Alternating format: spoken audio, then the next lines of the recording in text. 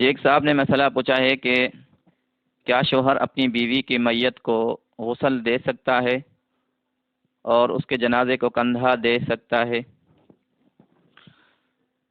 اس بارے میں علماء احناف کا موقف یہ ہے کہ شوہر اپنی بیوی کے جنازے کو کندھا دے سکتا ہے، اس میں کوئی حرج نہیں ہے۔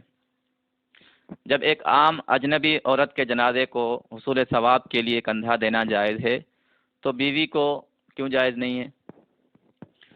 باقی جہاں تک غسل دینے کی بات ہے، اس میں ہمارا موقف یہ ہے کہ شوہر اپنی بیوی کی میت کو غسل نہیں دے سکتا، لیکن بیوی اپنے شوہر کی میت کو غسل دے سکتی ہے۔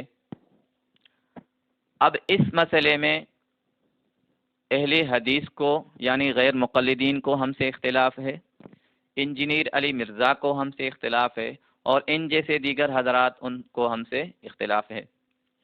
ہماری دلیل یہ ہے کہ جب بیوی یا شوہر ان میں سے کوئی فوت ہو جاتا ہے تو شوہر کے فوت ہونے کے بعد بیوی جب عدت گزار لے گی تو ان کا رشتہ آپس میں ختم ہو جائے گا۔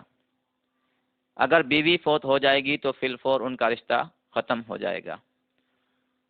تو جیسے ہی بیوی فوت ہو گئی ان کا نکاح ختم ہو گیا، اس لیے اب یہ شخص اس کے لیے اجنبی ہو گیا، تو اجنبی عورت کو غسل دینا، اس کے جسم کو ہاتھ لگانا، یہ شریعت میں جائز نہیں ہے۔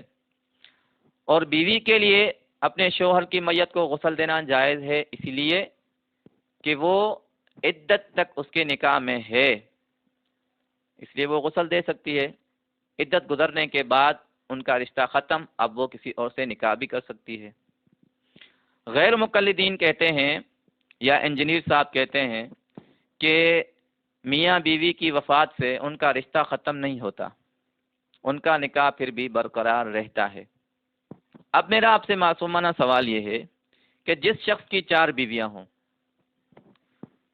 اور ان میں سے ایک فوت ہو جائے تو اب اس کی 3 رہ گئیں، کیا اس کے لیے اب چوتھی سے نکاح کرنا جائز ہے یا نہیں؟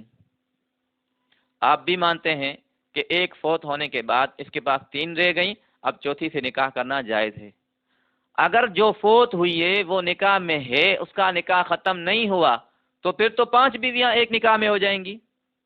شریعت نے تو 4 کی اجازت دی ہے۔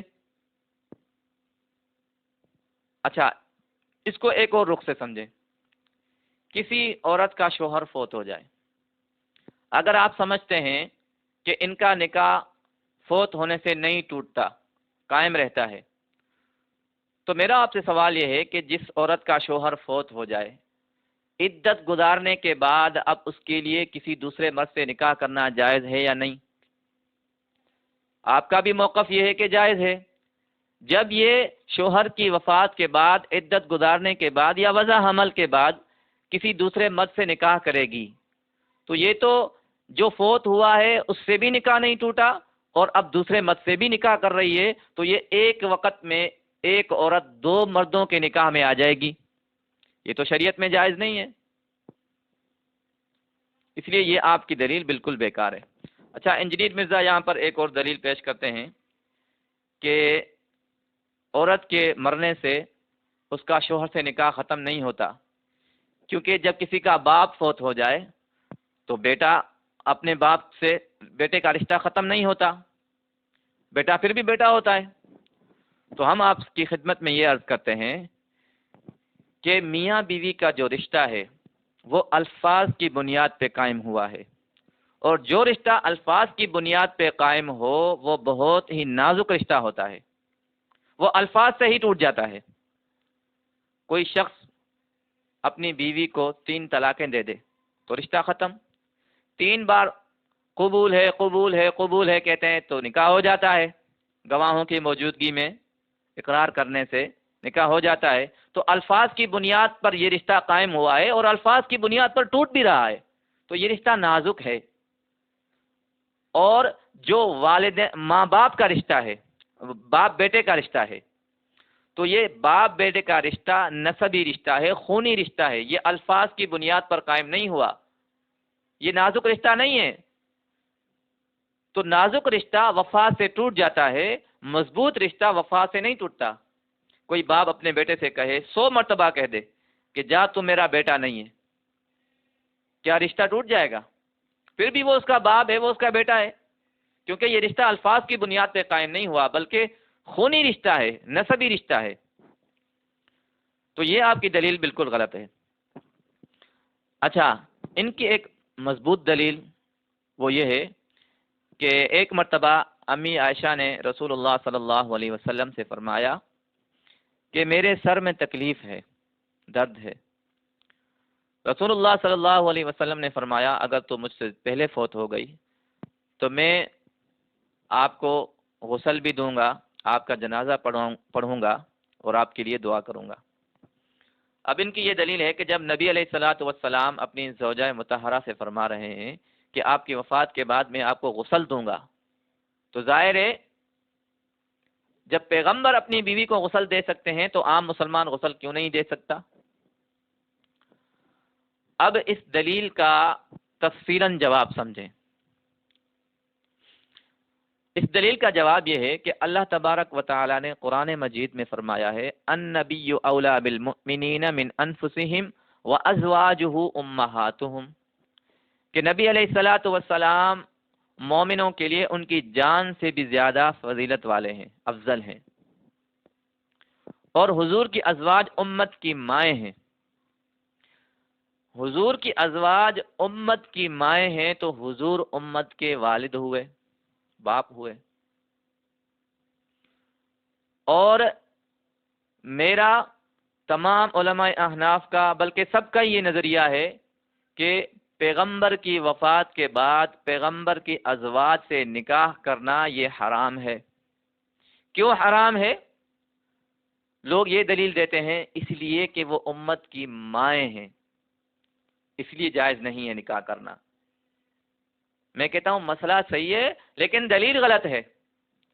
حضور کی وفات کے بعد حضور کی ازواج سے نکاح کرنا جائز نہیں ہے، اس بیس پر نہیں کہ وہ مائیں ہیں، بلکہ اس کی اور دلیل ہے۔ پہلے میں اس دلیل، آپ کی اس دلیل کو جو ہے رد کرتا ہوں۔ کیسے؟ اگر حضور کی وفات کے بعد حضور کی ازواج سے نکاح نہ کرنا یہ اس بیس پر ہے کہ وہ مائیں ہیں، تو حضور بھی تو امت کے باپ ہیں۔ حضور کیا ہیں؟ تمام مومنین کے، مومنات کے والد ہیں۔ تو ایک عام شخص کی وفات کے بعد اس کی بیوی سے پیغمبر کے لیے نکاح کرنا جائز ہے۔ حضور نے نکاح کیے بھی ہیں، کتنی مطلقہ عورتوں سے، کتنی عورتوں کے شوہر فوت ہو گئے، حضور نے ان کی بیویوں سے نکاح کیا۔ حضور تو مومنات کے والد ہیں، کیا باپ بیٹی کا نکاح جائز ہے؟ تو اس کا مطلب حضور کی ازواج سے جو نکاح جو ناجائز ہے حضور کی وفات کے بعد، وہ اس بیس پر نہیں ہے کہ وہ مائیں ہیں، بلکہ اس کا ایک الگ مسئلہ ہے، وہ ایک الگ دلیل ہے۔ تو اس سے معلوم ہوتا ہے کہ حضور کی ازواج امت کی مائیں ہیں، حضور امت کے باپ ہیں۔ کس اعتبار سے؟ نسبی اعتبار سے نہیں، بلکہ اس کی کنڈیشن اور ہے، یعنی اخلاقیات کے اعتبار سے، فضیلت اور مقام اور مرتبے کے اعتبار سے حضور کی ازواج امت کی مائیں ہیں، حضور امت کے باپ ہیں، نسبی اعتبار سے نہیں۔ اگر نسبی اعتبار سے ہوتا تو حضور کے لیے کسی شخص کے فوت ہونے کے بعد اس کی بیوی سے نکاح کرنا جائز نہ ہوتا، وہ تو اس کی بیٹی کی حیثیت سے ہے۔ اچھا، حضور علیہ الصلوۃ والسلام کی ایک حدیث مبارک ہے المسلم اخو المسلم، تمام مسلمان ایک دوسرے کے بھائی ہیں، تو پھر آپس میں بھی مسلمان مرد اور عورت کا نکاح کرنا جائز نہ ہو، کیونکہ بھائی ہیں، بھائی بہن کا نکاح جائز نہیں ہوتا۔ تو اس کا مطلب یہ ہے کہ جو بھائی بہن کا رشتہ ہے تمام مسلمان مرد اور عورتوں کا، وہ نسبی اعتبار سے نہیں ہے بلکہ اخلاقیات کے اعتبار سے ہے۔ اسی لیے حضور کی ازواج سے نکاح نہ کرنا وہ اس بیس پر نہیں ہے کہ وہ مائیں ہیں، بلکہ اس کی اور دلیل ہے، وہ میں بیان کروں گا آپ کے سامنے۔ وہ کیا دلیل ہے؟ وہ دلیل یہ ہے کہ جب کوئی عام مسلمان دنیا سے جاتا ہے، دنیا سے چلا جاتا ہے، تو اس کا رشتہ دنیا سے ختم ہو جاتا ہے۔ اسی لیے تو اس کی وفات کے بعد اس کی ملکیت کو تقسیم کیا جاتا ہے، اس لیے تو اس کی وفات کے بعد اس کی بیویوں سے نکاح بھی کیا جاتا ہے، کیونکہ اس کا رشتہ دنیا سے ختم ہو گیا۔ لیکن پیغمبر کی وفات کے بعد بھی اس کا رشتہ دنیا سے قائم ہوتا ہے۔ اس لیے تو پیغمبر کی وفات کے بعد اس کی ملکیت کو تقسیم نہیں کیا جاتا، وراثت نہیں ہوتی، اور ان کی ازواج سے نکاح نہیں ہوتا، کیونکہ حضور کی وفات کے بعد، پیغمبر کی وفات کے بعد بھی پیغمبر کا اپنی ازواج سے رشتہ قائم ہے، نہیں ٹوٹا۔ اس بیس پر حضور کی ازواج سے نکاح کرنا حرام ہے، بلکہ کسی بھی پیغمبر کی، کسی بھی نبی کی بیوی سے نکاح کرنا حرام ہے، کیونکہ ان کا رشتہ وفات کے بعد بھی ختم نہیں ہوتا۔ عام مسلمان کی وفات کے بعد ان کا رشتہ آپس میں ختم ہو جاتا ہے۔ تو حضور نے جو فرمایا حدیث پاک میں کہ میں آپ کی وفات کے بعد آپ کو غسل دوں گا، اس بیس پر کہ وفات کے بعد بھی ان کا رشتہ قائم ہے، تو شوہر اپنی بیوی کو رشتہ جو ہے غسل دے سکتا ہے کیونکہ رشتہ قائم ہے۔ عام شخص اپنی بیوی کو غسل نہیں دے سکتا کیونکہ رشتہ ختم ہو گیا۔ تو اس لیے اس بات کو سمجھیں۔